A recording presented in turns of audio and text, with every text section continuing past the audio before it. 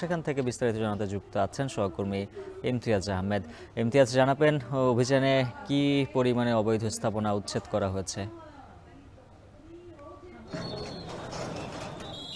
উজ্জ্বল, আমি রয়েছি ময়মনসিংহ নগরীর শান্তিপাড়া এলাকায়। এখানে মূলত রেলওয়ের ভূসম্পত্তি কর্মকর্তা যিনি রয়েছেন তার তত্ত্বাবধানে বাংলাদেশ সেনাবাহিনী, পুলিশ, রেলওয়ে পুলিশ, জেলা প্রশাসনের উদ্যোগে রেলওয়ের যে অবৈধ স্থাপনাগুলো দখল করে, রেলওয়ের যে স্থাপনাগুলো ছিল সেগুলো যে অবৈধভাবে দখল করে যে স্থাপনা নির্মাণ করা হয়েছিল সেগুলো কিন্তু উচ্ছেদ অভিযানে কাজ করছে সেনাবাহিনী, পুলিশ, রেলওয়ে পুলিশ, প্রশাসনের সহ আইন শৃঙ্খলা বাহিনী। আমরা দেখতে পাচ্ছি যে এসকেলেটর মেশিনের সাহায্যে যে স্থাপনাগুলো ছিল সেগুলো কিন্তু ভেঙে ঘুরিয়ে দেওয়া হচ্ছে।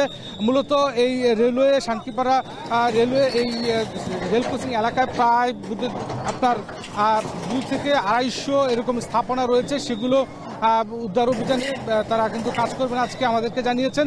এবং এখানে যারা মূলত এখানে ব্যবসা মূলত ছিল আসলে একটি বাজার, শান্তিপাড়া বাজার। এখানে বাজারে যারা ক্ষুদ্র মাঝারি ব্যবসায়ী রয়েছেন তারা যেটা বলছেন যে আসলে তাদের এই স্থাপনাগুলো ভাঙার ক্ষেত্রে তারাও কিন্তু ক্ষতিগ্রস্ত হচ্ছেন। আবার অন্যদিকে রেলওয়ের কর্তৃপক্ষের পক্ষ থেকে যেটা জানানো হচ্ছে যে অবৈধভাবে রেলওয়ের জায়গা দখল করে দীর্ঘদিন ধরে আসলে এই ব্যবসা পরিচালনা করে আসায় রেলওয়ের যে সম্পত্তি সেগুলো আসলে বেদখল হয়ে যাচ্ছিল এবং যার কারণে কিন্তু রেলওয়ে যাতায়াতের সমস্যা হতো এবং পাশ দিয়ে যে রাস্তাগুলো সেগুলো কিন্তু একেবারেই বন্ধ হয়ে যেত। সেই বিষয়গুলো মাথায় রেখেই কিন্তু রেলওয়ে কর্তৃপক্ষ আজকে সেনাবাহিনী, পুলিশ, রেলওয়ে পুলিশ সহ আইন শৃঙ্খলা বাহিনী এবং প্রশাসনের এক্সিকিউটিভ ম্যাজিস্ট্রেটকে সঙ্গে নিয়ে আমরা দেখতে পাচ্ছি যে এসকেলেটর মেশিনের সাহায্যে কিন্তু এই রেলওয়ের যে স্থাপনাগুলো সেগুলো কিন্তু ঘুরিয়ে দেওয়া হচ্ছে। এবং আমরা এদিকে যদি একটু দেখাতে চাই যে অন্যদিকে যে আমরা যতদূর আসলে দেখতে পাই মূলত এখানে শান্তিপাড়ার যে কাঁচা বাজার সেটি কিন্তু এখানে বসে এবং সেখানে যে স্থাপনাগুলো সেগুলো কিন্তু ঘুরিয়ে দেওয়া হচ্ছে। এবং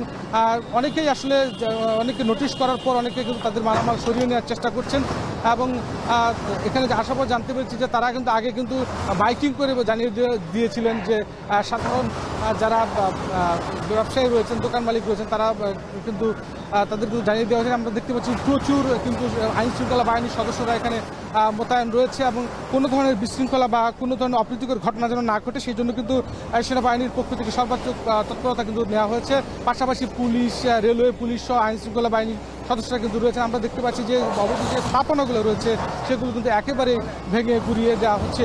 এবং সাধারণ যারা ব্যবসায়ী রয়েছেন তারা কিন্তু যেটা বলছেন যে তারা আসলে এই এখানে ছোট ছোট যে দোকানগুলো করতো সেই দোকান করে কিন্তু তারা তাদের সংসার জীবিকা নির্বাহ করতো। সুতরাং হঠাৎ করে তাদের এই ভেঙে দেওয়ার ফলে কিন্তু তারাও কিন্তু ক্ষতিগ্রস্ত হচ্ছে, এমনটা কিন্তু তাদের পক্ষ থেকে আমাদেরকে জানানো হয়েছে। এবং তারা যেটা বলছেন যে রেলওয়ে কর্তৃপক্ষ যদি তাদেরকে আসলে মূলত একটি লিজ বা এরকম কিছু একটা করে দেয় তাহলে তারা হয়তো ব্যবসা বাণিজ্য করতে পারে। কিন্তু আমরা দেখতে পাচ্ছি যে আসলে এখনো কিন্তু এসকেলেটর মেশিনের সাহায্যে কিন্তু এই যে কর্মযোগ্যটি চলছে এবং অবৈধ যে স্থাপনাগুলো রয়েছে সেগুলো কিন্তু একেবারে ভাঙা হচ্ছে। যেটা আগেও বলছিলাম প্রায় 250 থেকে 300 অবৈধ স্থাপনা রয়েছে এবং দীর্ঘদিন ধরে আসলে প্রশাসনের পক্ষ থেকে কিন্তু এই অবৈধ স্থাপনাগুলো ভাঙার একটা কিন্তু চেষ্টা চলছিল, কিন্তু বিভিন্ন কারণেই সেগুলো কিন্তু আসলে ভাঙতে পারেনি। কিন্তু আজকে আমরা দেখতে পাচ্ছি যে বিপুল সংখ্যক আইন শৃঙ্খলা বাহিনী, এক্সিকিউটিভ ম্যাজিস্ট্রেট, পুলিশ সহ সকল প্রশাসনের সহযোগিতায় কিন্তু আজকে কিন্তু এই উদ্ধার অভিযানটি তারা পরিচালনা করছেন। সব মিলিয়ে এখনো পর্যন্ত উদ্ধার অভিযান চলছে। এই ছিল আমার কাছে ময়মনসিংহ থেকে রেলওয়ের অবৈধ সম্পত্তি অবৈধ উচ্ছেদ অভিযানের সর্বশেষ। ময়মনসিংহে রেলওয়ের জায়গা উদ্ধারে চলছে উচ্ছেদ অভিযান, সে বিষয়ে বিস্তারিত জানাচ্ছিলেন সহকর্মী ইমতিয়াজ আহমেদ।